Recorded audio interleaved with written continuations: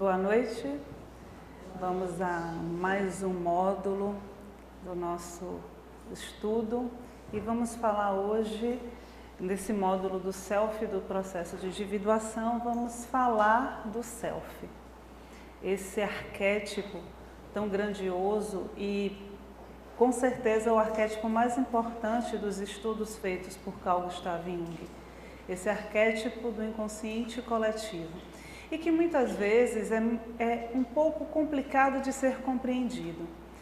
Então vamos conversar sobre esse processo nosso, essa parte nossa, esse conteúdo nosso psíquico tão importante e que é na verdade a busca do ser humano. A nossa busca, quando falamos na busca da plenitude, na busca do autoconhecimento, no processo de autodescobrimento, estamos falando justamente do esforço do ser humano para encontrar com o Self. Mas para isso precisamos tentar compreendê-lo. E eu fiquei pensando muito como começaríamos essa conversa sobre o Self. Porque é um pouco seria entender ou tentar entender um pouco quando falamos de Deus. O que é Deus? E cada um de nós, então, teríamos uma resposta ou uma forma de percebê-lo, de senti-lo e de vê-lo. E então, o Self é um pouco disso. Então, quando as pessoas perguntam às vezes, mas como é o Self? Porque o inconsciente pessoal, por exemplo, nós percebemos por conta dos nossos conteúdos, os conteúdos que nós vivenciamos. Mas o Self, às vezes, é um pouco mais difícil de ser percebido. Mas esse Self aparece para nós na nossa vida e às vezes diariamente. Mas a nossa condição ainda limitada, ou o ego muito resistente a entender e ouvir o chamado do Self, não consegue captar a mensagem e o seu ordenamento e passamos às vezes a existência, a vida, os conflitos, sem perceber que todos os dias durante a noite, quando dormimos, o Self nos dá o endereço certo para resolver os nossos problemas. Então, fiquei me lembrando de alguns sonhos que já escutei, de algumas experiências que já ouvi, e queria então começar a nossa conversa sobre o Self, justamente lembrando de algumas mensagens e algumas passagens simbólicas que o Self ordenou à nossa vida. Lembro muito de uma pessoa que estava vivendo um período muito turbulento na sua vida. Era um homem e ele vivia o seu período de depressão, de aposentadoria, de revisão de valores, de revisão de conceitos. E em todo esse processo, durante já um tempo na sua vida, ele narra um sonho muito significativo. No sonho ele se encontra perdido em um país distante que ele não conhecia a língua. E ele conta então que ele vai passando por ruas estranhas e velhas, com casas caindo, muros incompletos e um chão muito difícil de transitar. E ele vai passando e tentando encontrar uma saída, como se estivesse num labirinto. E durante toda a sua trajetória no sonho, narra ele que ele pensava que era exatamente assim que ele estava vivendo a sua vida, sem saída. Nesse momento, ele sente que no seu bolso direito tinha um volume. E no sonho, ele pensa ser o celular. E quando ele põe a mão e tira aquele volume que se encontra no seu bolso, ele encontra uma bússola. E a bússola automaticamente gira e aponta a direção para que ele saísse desse labirinto. E ele acordou. E, claro, aparentemente um sonho que pode não ter muito sentido, porque ele acorda e não sabe para onde vai, a gente começa a perceber, então, o contato desse ego com o Self, na forma simbólica da bússola, daquele que guia, daquele que coordena. E aí nós, muitas vezes, no nosso estado de vigília, estamos nos nossos problemas, nos nossos conflitos, e temos uma intuição e não sabemos e achamos que, como eu não pensei nisso antes? E não nos damos conta que a nossa própria psique vai começando a fazer o seu papel de bússola, nos guiando para o lugar certo, para a situação correta, para encontrar as pessoas certas. Então, o Self é esse conteúdo, é esse instrumento ordenador, organizador da nossa psique. Então, potencialmente, A personalidade de cada indivíduo já está presente nele, no seu nascimento.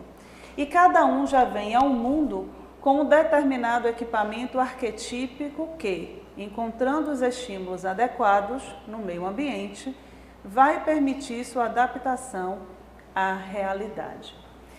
E é interessante perceber, quando vamos entendendo, né, esse estudo profundo que Carl Gustav Jung faz a respeito do si mesmo ou do self, que ele vai quebrar uma questão que durante muito tempo na psicologia e até nas condições populares mesmo, e até hoje, se acreditava que nós nascemos como uma tábula rasa, uma folha de papel em branco, que com o passar do tempo, no crescimento e desenvolvimento da psique infantil, essa página em branco era escrita pelas vivências e experiências que ele tinha com seus pais e no seu meio social. Então, Carl Gustav Jung começa a trazer que este ser, esse indivíduo, e a gente vê isso no livro de Luiz Paulo, essa personalidade já está potencialmente inserida naquele indivíduo. Ou seja, você nasce com a sua personalidade inserida no ser. O que nos traz uma ideia de que o ser e o corpo são entidades separadas, mas que coabitam durante um tempo. Então, Carl Gustav Jung vai trazendo para nós a ideia de que o self, essa instância maior que somos nós, já traz em si toda a potencialidade para que possamos realizar aquela pessoa que somos, o que é a proposta do processo de individuação. Mas isso a gente vai falar um pouquinho mais adiante. Então, o que é importante da gente perceber é que, estando esse indivíduo já com essa personalidade potencialmente presente nele, quando ele chega ao mundo, esse equipamento ou esse instrumento que seria o self, que é arquetípico. Por que arquetípico? Porque todos nós temos um impulso natural para o progresso. Todos nós temos inseridos na nossa psique uma força motora, propulsora para que sejamos amanhã melhores que hoje. E isso é que é muito interessante, porque casa exatamente com a proposta da doutrina espírita. A melhora do homem a cada dia. Então, o próprio processo de autodescobrimento reforça a tese de que não existe um estacionado espírito. Nós estamos sempre evoluindo, porque o impulso da própria psique também nos direciona a isso, como se o self fosse um motor que liga e dispara em nós uma bomba para que possamos, então, seguir adiante nesse processo de autoaprimoramento. Então, Joana de Ângeles nos afirma: o self não é apenas um arquétipo aptidão, mas o espírito com as experiências iniciais e profundas de processos anteriores, nos quais desenvolveu os pródromos do Deus interno nele vigente, face à sua procedência divina desde a sua criação.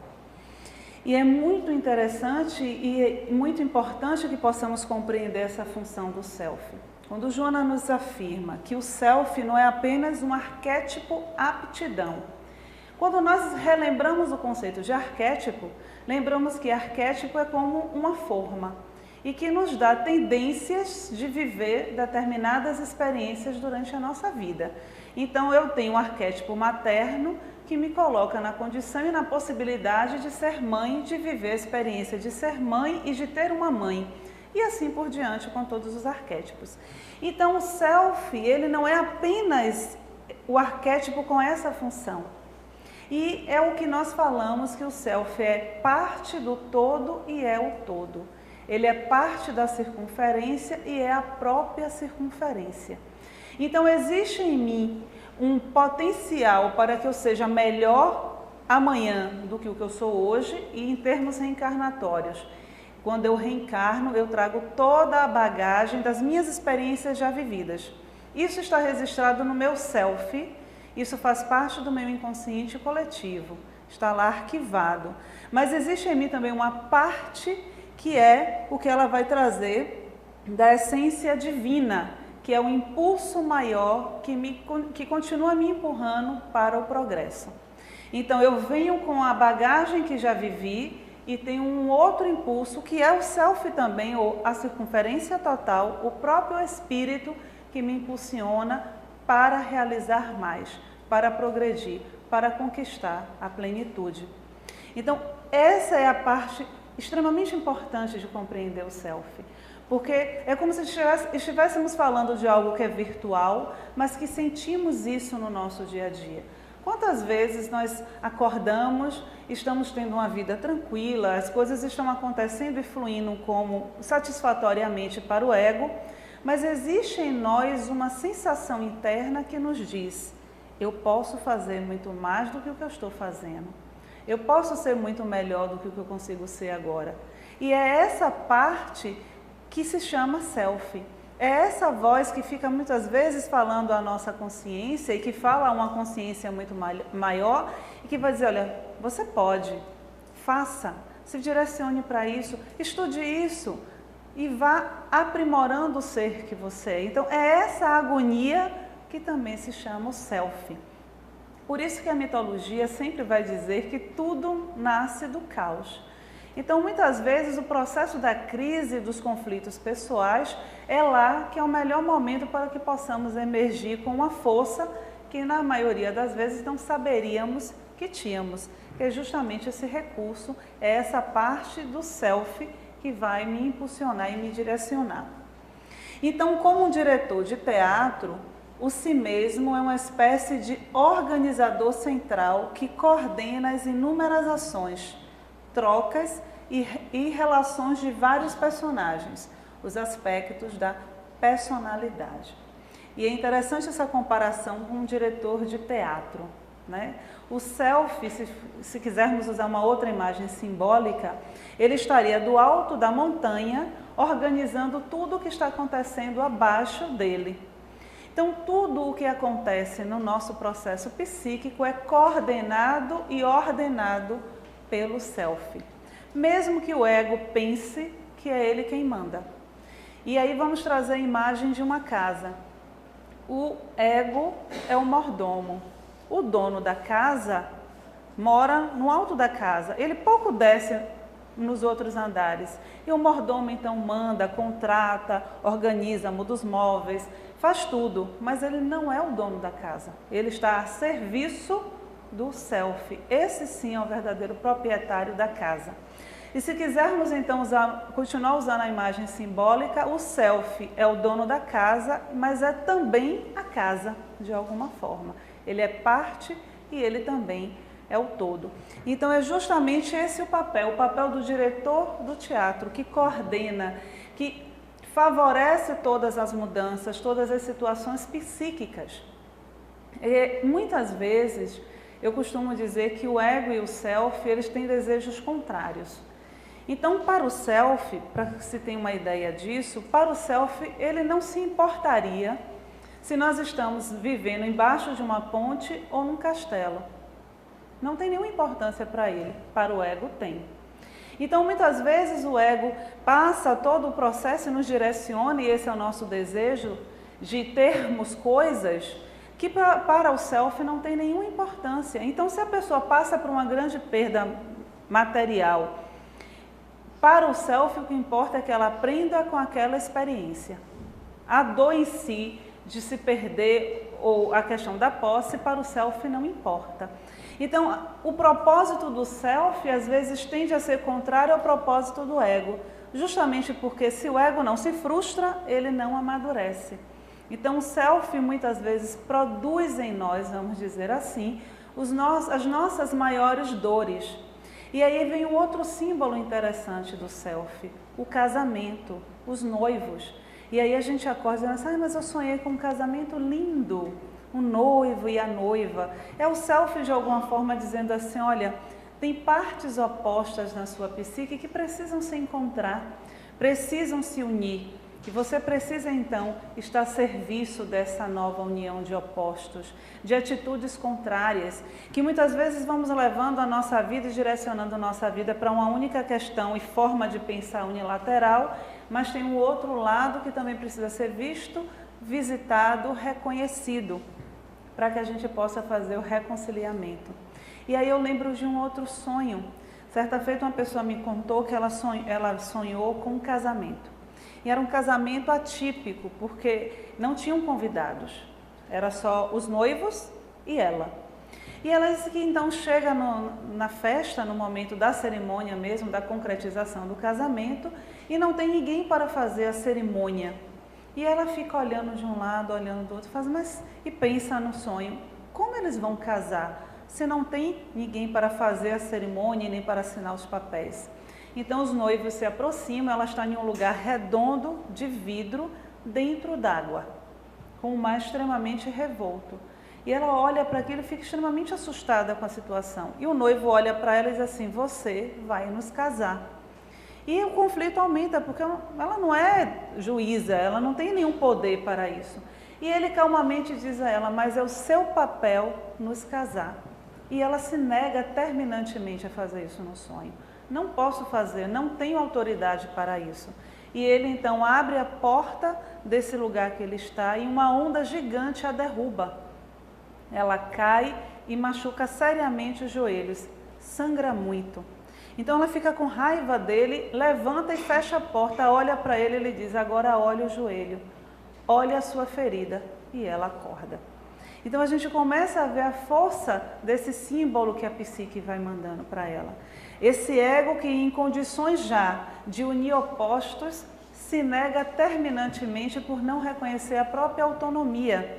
E o self, com uma força maior que traz um conteúdo do inconsciente extremamente violento que vê no símbolo do mar, a derruba e faz que ela reconheça a própria ferida. E ela então acorda nesse contato e aí vai entrar em uma nova fase de sua vida, onde ela realmente precisa fazer um caminho de reconhecimento de suas dores, de suas limitações e de suas feridas. Mas qual seria o propósito disso? Porque ela não reconhece a sua autonomia. Ela não consegue perceber que ela já tem condições de ser dona de si mesma. Por isso ela precisa fazer o caminho de volta. Então é essa a finalidade do self no nosso processo. Então Jung vai trazer que centro regulador e coordenador da nossa vida psíquica, que corresponde simbolicamente à imagem de Deus que temos em nós. O self não é somente o centro, mas também a circunferência total, que abarca tanto o consciente quanto o inconsciente. É o centro dessa totalidade, assim como o ego é o centro da consciência. E Carl Gustav Jung, então, vai comparar o self à imagem simbólica de Deus em nós. Ele até costumava dizer que era o Deus interno, é o nosso Deus que habita em nós. Por isso que a comparação inicial de falar do self é como falar de Deus, porque para cada um ele traria uma experiência, uma vivência diferenciada. Então, o self é para a psique como o sol é para a terra. Então, ele está na terra, nós o percebemos e o sentimos, mas ele faz parte de um universo, ele faz parte de um sistema muito maior do que a terra. Essa é a função do self. Então, nesse processo todo, quando Jung vai chamar de processo de individuação, ele vai trazer exatamente a ideia de um centro ordenador que atrai tudo que existe na psique, como um grande imã. É ele que está ali o tempo todo atraindo para si todo o processo dos complexos e tudo isso, e também todo o processo de possibilidades de transformação do eu para um eu melhor e mais consciente. Então, toda vez que nós temos aquela sensação de plenitude interna, que temos aquela sensação de que estamos bem, que estamos vivendo plenamente, que estamos realizando a vida de forma tranquila, que a nossa relação com o mundo, com as pessoas está fluindo bem, essa relação ego-self está positiva. Podemos dizer que o self está fazendo o seu trabalho e o ego está aceitando o comando do self de forma pacífica. E aí temos aquela vida tranquila, onde a gente sente a fluidez acontecer. Mas, em compensação, quando estamos nos conflitos, estamos com o coração apertado, vivendo na angústia, nas confusões das relações, naquele processo onde a vida parece que é muito difícil, que o ar é muito grosso para ser respirado, temos também essa certeza de que essa relação ego-self está sendo deficitária, que o self não está conseguindo fazer a condução, porque este ego se encontra, ou o ego ou algum outro aspecto, inflado. E essa personalidade, então, fica impedida de ser conduzida plenamente. E temos aquela sensação de que a nossa vida não está bem. Na verdade, não é uma sensação, uma certeza de que as coisas não estão acontecendo como deveriam acontecer. O que é uma pena e, infelizmente, a maioria das pessoas ainda se deixam viver desta forma. Então, por questões variadas, as pessoas muitas vezes deixam-se conduzir muito mais pelas questões egóicas, egocêntricas e egoístas, em vez de se deixar viver por uma situação muito maior e muito mais plena e gratificante. E aí, esse processo de individuação termina sendo muito mais lento e muito mais dolorido na maioria das vezes. Então, o self preexiste à composição física do ser humano. É possuidor dos símbolos e imagens que se encontram no arquétipo primordial, do qual se origina, conduzindo o embrião do ego e da consciência, que se exteriorizarão por meio das incontáveis experiências de transformação e de redenção na individualidade em que se expressará um dia. E Joana traz, em Triunfo Pessoal, ela reforça o conceito anterior. Então, o self pré-existe à composição física, porque o self é a ideia do próprio espírito, da nossa essência. E daí a gente perceber e confirmar o que Jung já trazia antes. Não tenha uma preocupação em ser perfeito, tenha uma preocupação em ser a pessoa que você nasceu para ser. Esse é o propósito do processo de individuação. Mas esse é exatamente o propósito dessa consciência do espírito que somos. Então, muitas vezes nos preocupamos com a perfeição e a plenitude, mas esquecemos de viver a humanidade e transitar pela humanidade, que traz para nós toda a nossa jornada de busca, de crescimento e de aprimoramento e reparação dos equívocos já realizados. Então, Joana vai trazendo que esse self é o possuidor dos símbolos e das imagens que se encontram no arquétipo primordial, no self maior, no próprio Deus, do qual é originado, e conduzindo o embrião deste futuro ego e desta futura consciência que ainda teremos. E é impressionante pensarmos nisso no próprio processo da evolução do ser, daquele ser que era uma única célula e ali já tem todo o potencial em latência para aquele ser puro e pleno do futuro. E nesse processo, esse self já está ali coexistindo e ajudando nessa elaboração dessa psique futura desse homem que somos hoje nós, homens e mulheres da era moderna. Então, esse self começa a alicerçar-se a partir dos rudimentos do instinto, quando surgem os pródromos daqueles de natureza primária e a individualidade passa a ter início. E isso nos ajuda a compreender todo o impulso da história do homem para a evolução. Aquele impulso daquele ser primitivo, primário, dotado de pouquíssima inteligência, com cérebro diminuto ainda, que vai ter a curiosidade de bater duas pedras e dali o fogo surge. Então é esse impulso que é o self na sua instância maior, é essa imagem divina que já está em nós inserida, que vai todo o tempo impulsionando o homem para ser exatamente aquilo que ele foi pensado para ser. Como se nós disséssemos com o próprio mito da criação, o sopro divino. Então, esse sopro que já traz ali a ideia do que seremos no futuro e que precisa se realizar. E independente da nossa vontade, isso vai acontecer.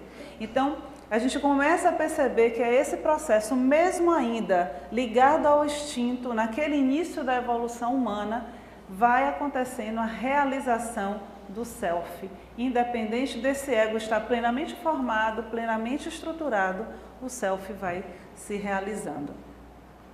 Então o self, e aí continuamos com Jung, o self representa o objetivo do homem inteiro, a saber, a realização de sua totalidade e de sua individualidade com ou contra sua vontade.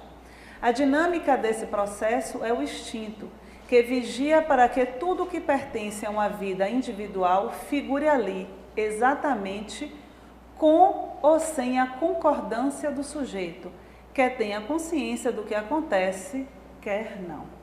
E é interessante porque isso nos traz ao questionamento do próprio livre-arbítrio. E onde fica o livre-arbítrio?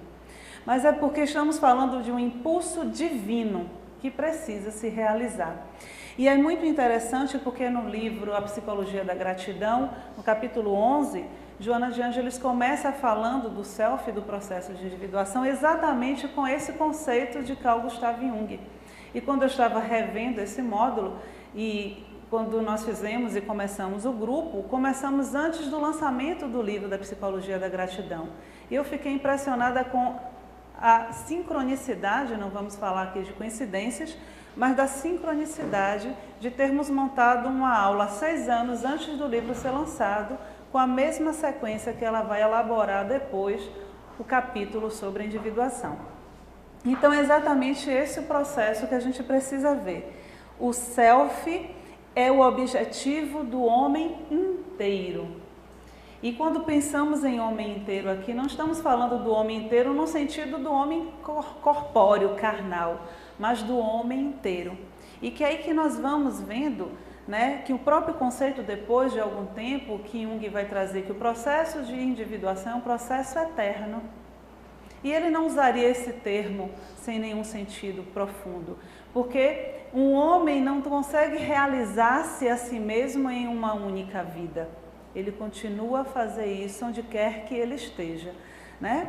E é justamente esse homem inteiro que ele fala, o homem integral, o ser completo, esse ser de uma consciência ampla que é além da consciência onde o ego é o centro.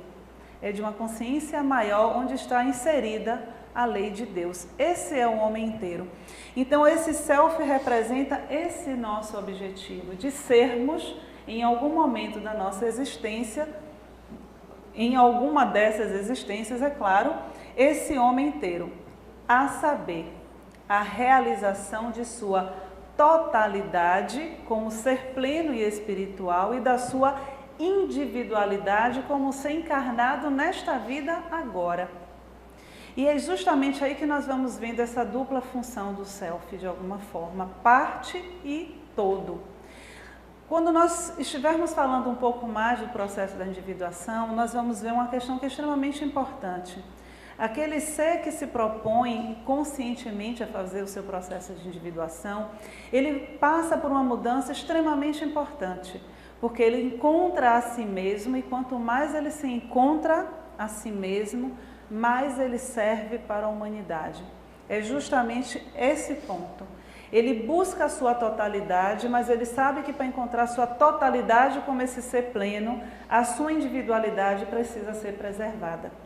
Ele precisa conhecer o universo que ele habita interno para que ele possa compreender e atuar no universo externo que ele faz parte e que ele habita.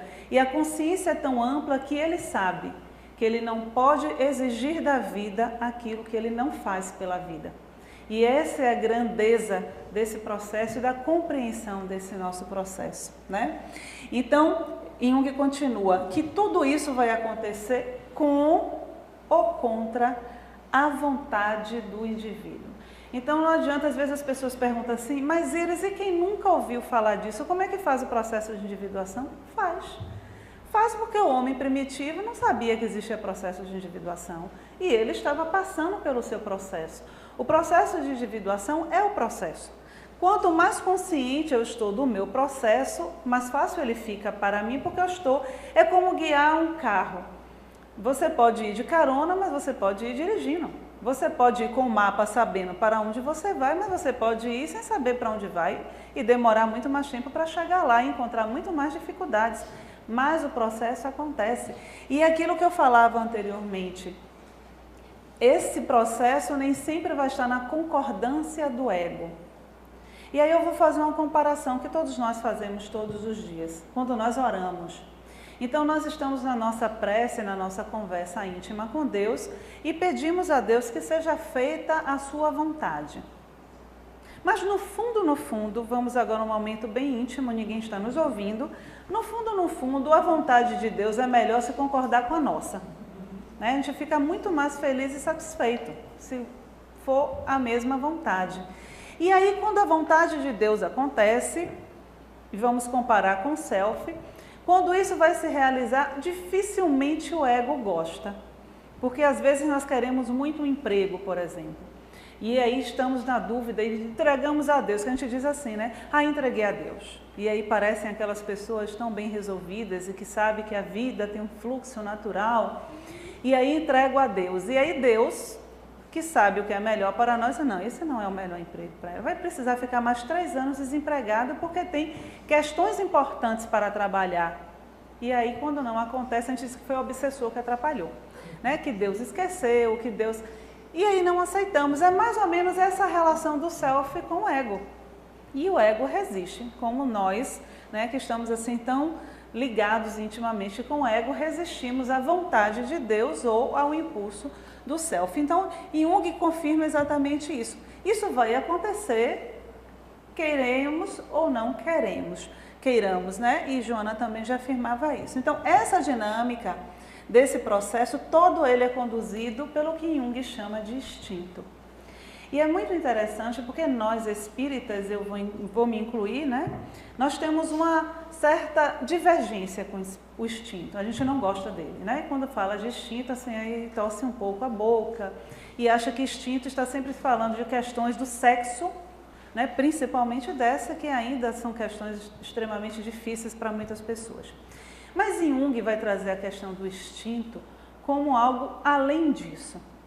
Porque o instinto não pode ser resumido só nas funções que a gente já conhece, de sobrevivência, de reprodução e tudo mais. Mas Jung diz assim, mesmo trazendo isso, e aí eu vou comparar com a questão da fome. Né? A fome é instintiva, todo mundo sente fome e a gente vai correr para procurar o que comer. O animal sente fome e ele vai caçar. Então Jung diz assim, isso é um instinto? É um instinto. Mas há uma grande diferença da atuação do instinto no animal e no ser humano racional pensante. Eu sinto fome, eu não saio correndo e como capim.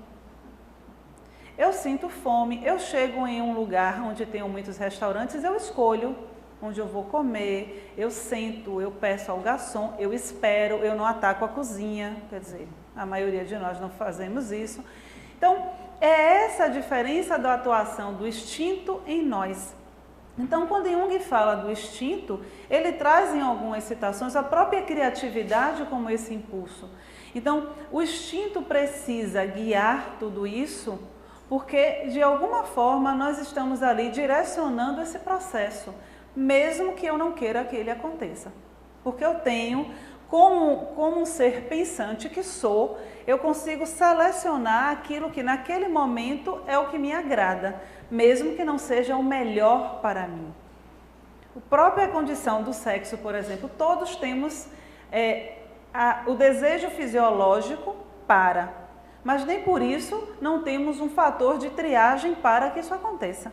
Então é isso que Jung vai chamar a atenção. O instinto, ele acontece e ele atua também nesse processo como se a busca pela plenitude é também uma forma instintiva. Ela precisa passar pela instância do instinto para que a questão também se realize. E aí ele vai continuar, né, mais abaixo nesse conceito e ele vai dizer, afirma de novo, com ou sem a concordância do sujeito, quer tenha consciência do que acontece, quer não. Ou seja, estamos fadados à plenitude. E isso é extremamente positivo. Queiramos ou não, tenhamos consciência ou não, a plenitude é o nosso futuro. Podemos adiantar isso podemos atrasar isso, mas nunca estacionar ou impedir que esse processo aconteça. Então, capitaneado pelo instinto, o self experimenta a sua injunção, vivenciando um processo de transformação contínuo e sublimante no rumo da individuação. Isso Joana já traz no novo livro, né, logo abaixo do conceito de Jung. Ela confirma o que o mestre suíço já dizia. Então, é exatamente esse instinto que vai ajudar o self a vivenciar todas essas experiências, acumulando tudo isso, para que esse ego e essa consciência futuros, que somos nós, possa fazer o seu processo de transformação contínua e de sublimação, né, no rumo da nossa individuação, vamos dizer, total, se eu posso usar esse termo, que é justamente nesse processo nosso, a cada nova existência, a cada nova experiência que estamos experimentando. Então, o self fica escondido na sombra. E isso é muito importante que tenhamos consciência, né? A sombra é a guardiã de entrada. O caminho para o self é através dela. Por trás do aspecto escuro que ela representa está a totalidade. E é só fazendo amizade com a sombra que ganhamos a amizade do self. E é justamente quando a gente começa a estudar as questões do self, do processo de individuação, é que entendemos a importância do trabalho na sombra. Porque se o self está no inconsciente, e se o inconsciente é tudo aquilo que desconhecemos em nós, e que a sombra se compõe, está exatamente ali, o self está na sombra. Então, quando nós falamos, e Joana de Ângeles afirma tanto isso em sua obra, que precisamos encontrar a sombra, precisamos enfrentar a sombra, é justamente porque a sombra é a guardiã do nosso tesouro. É lá que está a nossa totalidade. Não se pode pensar em um ser total se uma parte de nós nunca for visitada. Eu não posso acreditar que conheço totalmente um lugar se eu não for também nos becos escuros e nos porões daquele lugar. Então, eu preciso fazer amizade com a sombra para que eu possa ganhar a amizade do self. Então, toda a existência humana é uma jornada formosa, que capacita o indivíduo para a conquista dos elevados objetivos psicológicos a que se propõe.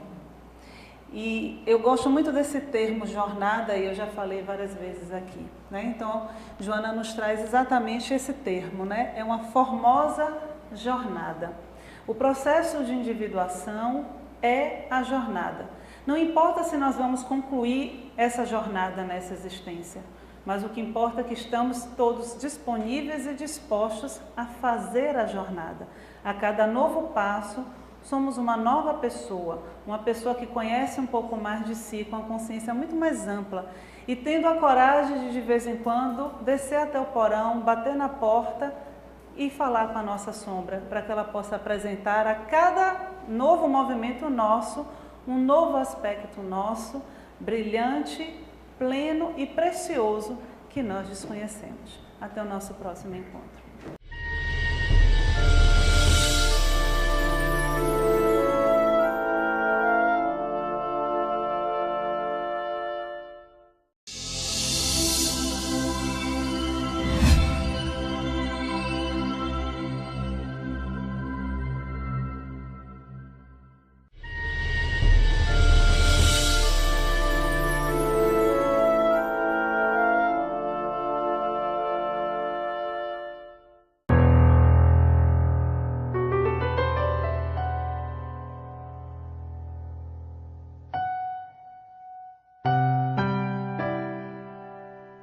Boa noite, vamos a mais um módulo do nosso estudo e vamos falar hoje, nesse módulo do self, do processo de individuação, vamos falar do self. Ordenou a nossa vida. Lembro muito de uma pessoa que estava vivendo um período muito turbulento na sua vida. Era um homem e ele vivia o seu período de depressão, de aposentadoria, de revisão de valores, de revisão de conceitos. E em todo esse processo, durante já um tempo na sua vida, ele narra um sonho muito significativo. No sonho, ele se encontra perdido em um país distante que ele não conhecia a língua. E ele conta então que ele vai passando por ruas estranhas e velhas, com casas caindo, muros incompletos e um chão muito difícil de transitar. E ele vai passando e tentando encontrar um... Aparece para nós na nossa vida e às vezes diariamente.